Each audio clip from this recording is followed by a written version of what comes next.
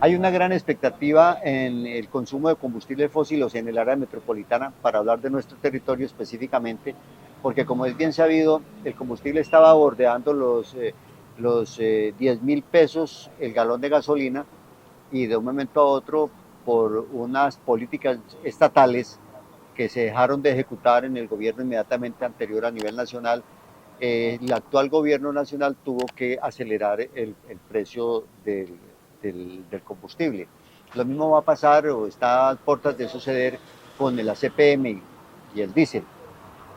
Lo que quiero significar con esto es que esa expectativa va dirigida también a cuál es la situación económica y social en las estaciones de servicio del departamento de Risaralda, de las cuales 50 están en Pereira, 72 en toda el área metropolitana, incluido Pereira, y hay 102 estaciones de gasolina en todo el departamento de Risaralda. En el país hay 6.153 estaciones de gasolina.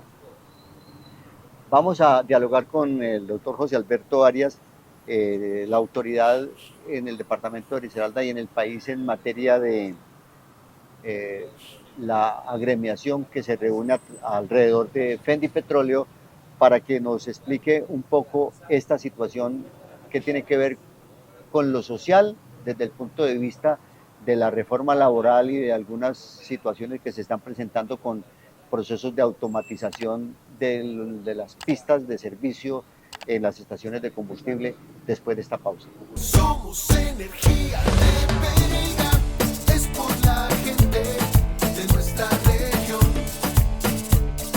Somos energía de Pereira, tú nos inspiras a dar lo mejor, a dar lo mejor.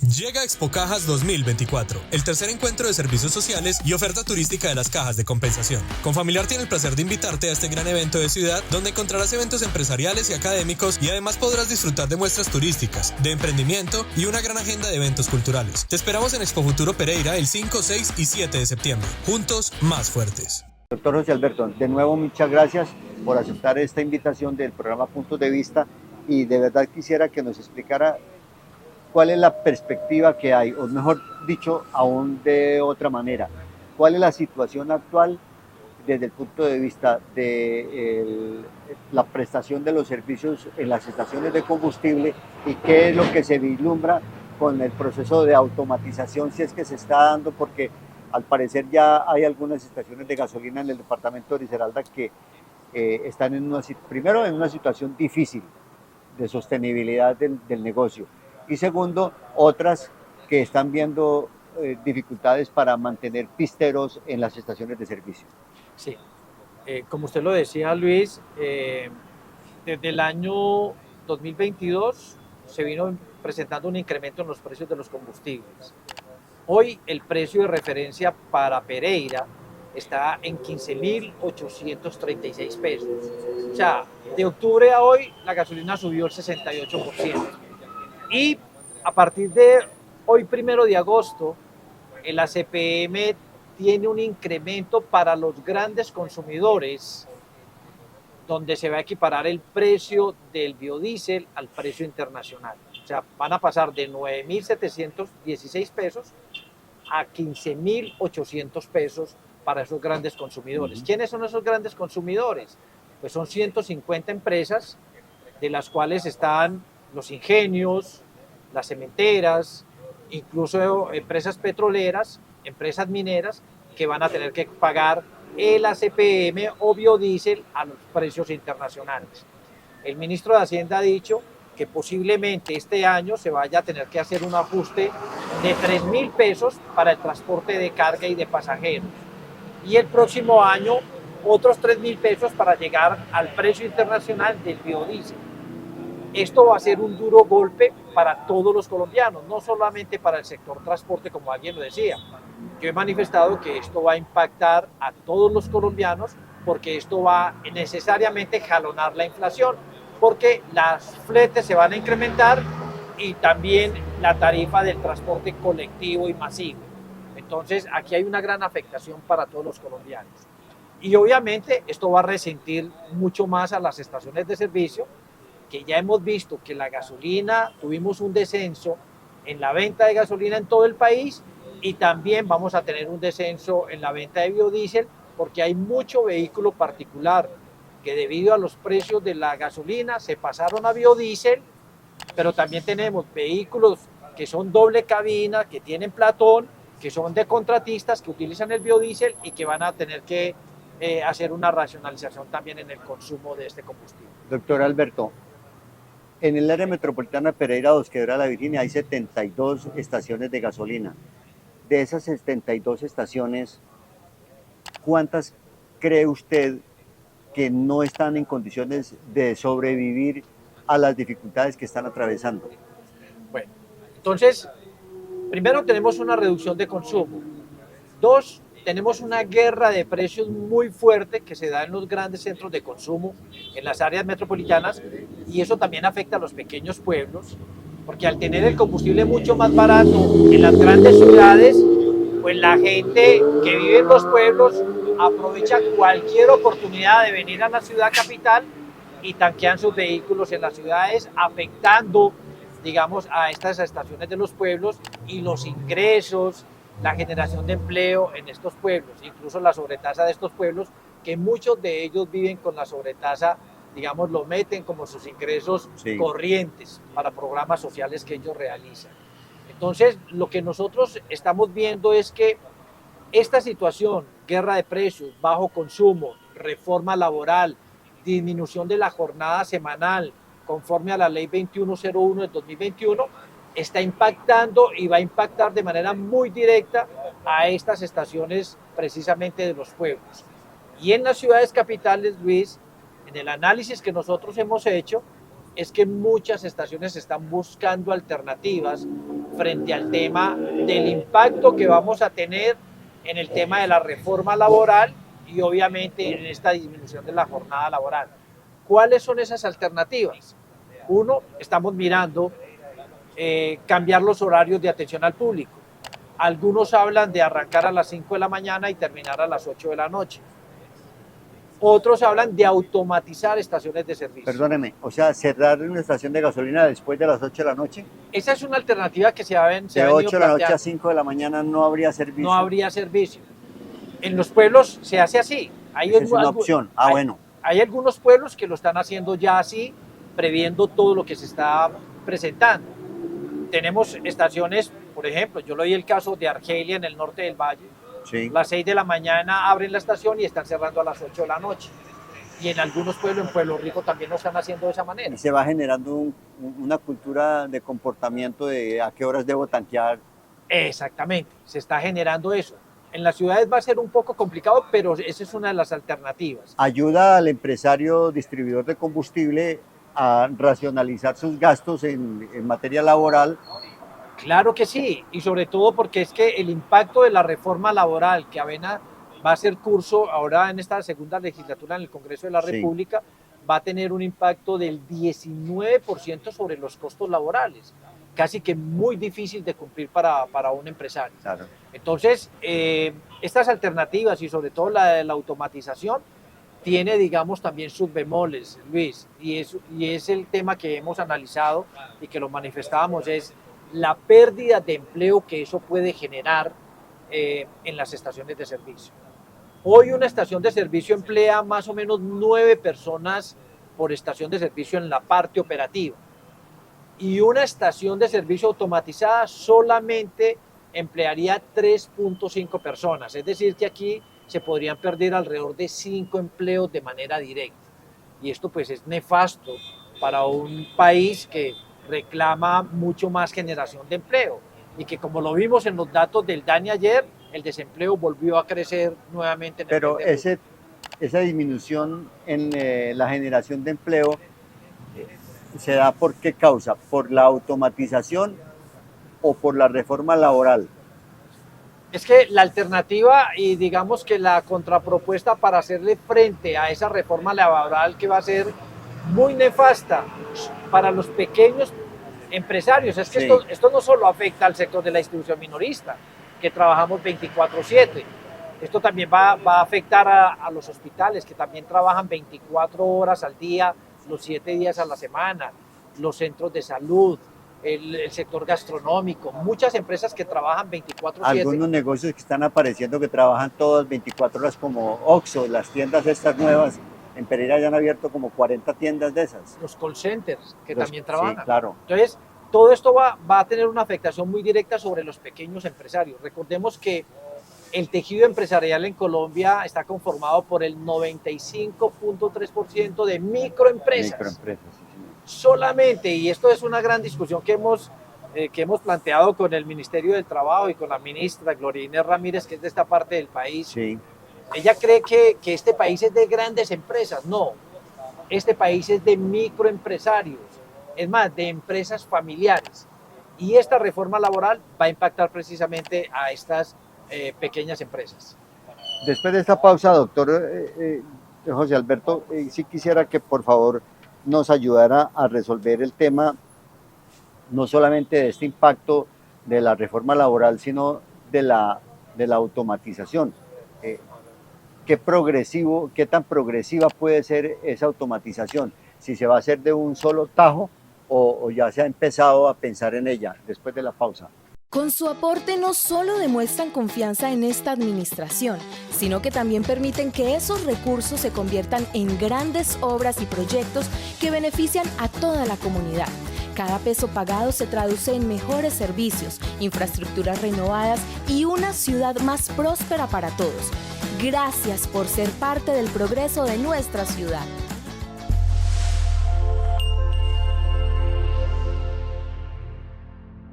De la mano de nuestros productores. Cucharejitos, la gobernación está transformando la vida de 680 productores de Risaralda, brindándoles asistencia técnica en áreas como agricultura, piscicultura, porcicultura, ganadería, avicultura y apicultura. Juntos avanzamos hacia un futuro próspero y sostenible. Eso sí es bello. Departamento de Risaralda. Automatizar las estaciones de servicio como en Estados Unidos y en otros países del mundo, donde uno se baja del carro a agarrar la pistola y echarle la gasolina al vehículo o a la moto, al carro o a la moto, es un tema también que tiene que impactar el comportamiento cultural del individuo. Estamos muy acostumbrados, doctor José Alberto, A que nos atiendan. Sí, eso es como el que no le gusta ir a un autoservicio a que le sirvan la comida. Sí, esa puede ser una gran dificultad, pero yo creo que todas las personas somos de costumbres. Sí.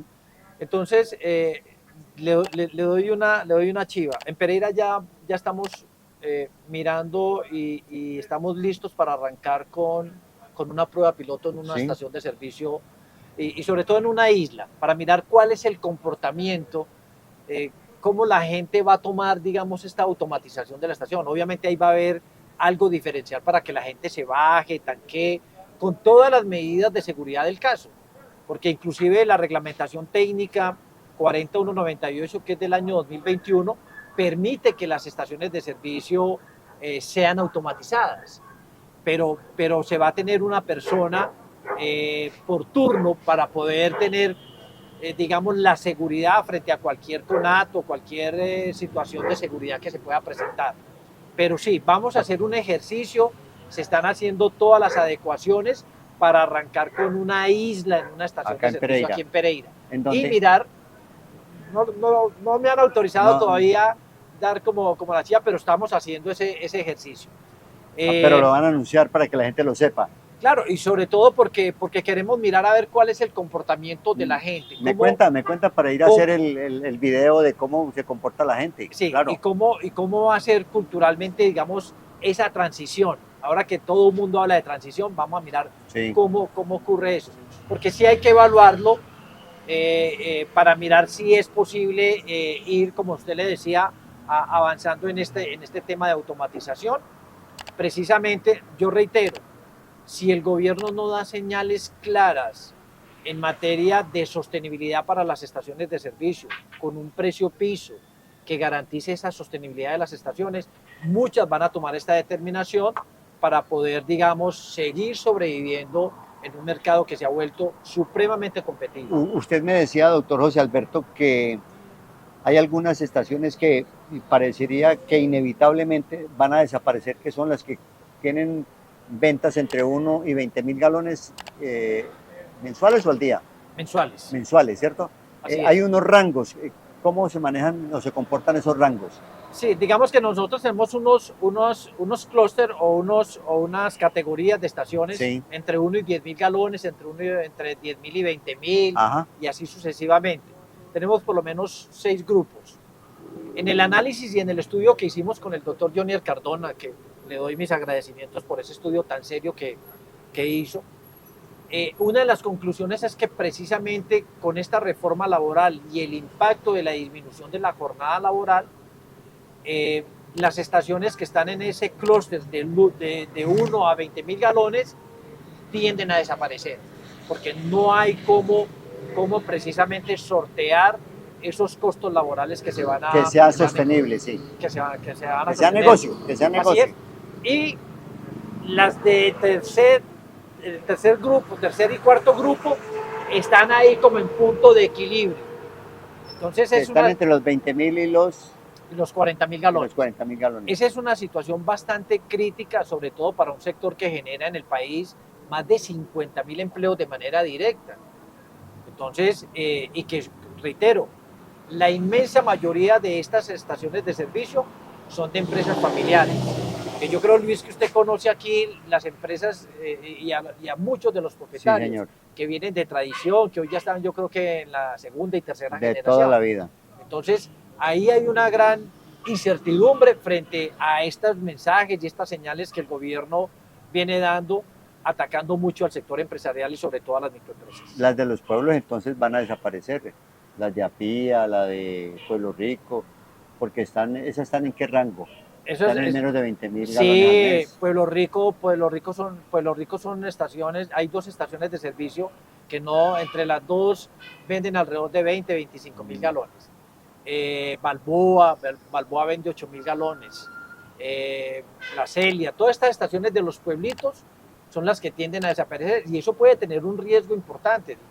Luis, recordemos que alguna vez el municipio de Balboa se quedó sin combustible y la gente tenía que bajar de Balboa a la Virginia para poder llevar combustible. Mucha gente llevó combustible y guardaba en sus casas combustible y lo revendía, mucho más caro, pero con un riesgo supremamente elevado. Si esta situación se pronuncia, pues obviamente vamos a tener también un riesgo en estos municipios. Doctor Luis Alberto, estamos muy agradecidos con todas estas explicaciones. No sé si le queda a usted algo por ahí por comentar o por observar al respecto.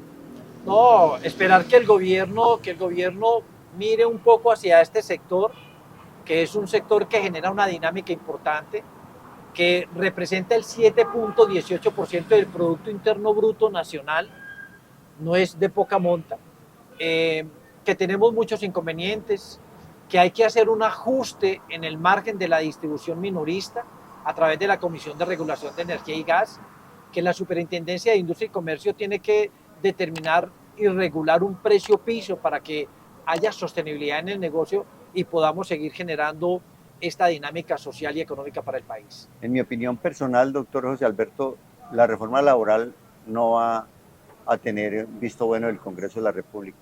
Lo que afecta a la economía es determinante. Lo que pasa es que con el Congreso y con estas situaciones que se han visto y todo lo que pasó con la Unidad Nacional de Gestión de Riesgo y todo lo que se ha aprobado, pues es muy difícil saber si el Congreso de la República aprueba o no estas iniciativas del Ejecutivo, pero creemos que y somos conscientes de que esta reforma laboral es supremamente nefasta para los microempresarios del país. José Alberto Arias, aquí en Puntos de Vista, el programa de los líderes de opinión, esperamos que tanto Fendi Petróleos, que es la entidad que usted regenta, como los pequeños distribuidores de combustible en todo el país, especialmente en nuestro territorio del departamento de Risaralda, no se vean afectados. Doctor José Alberto, muchísimas gracias. No, a usted, Luis, muchas gracias, al equipo técnico y a todos los seguidores de Puntos de Vista, muchas gracias por escucharnos. Y a nuestra amable teleaudiencia, muchísimas gracias. Los esperamos en el próximo programa.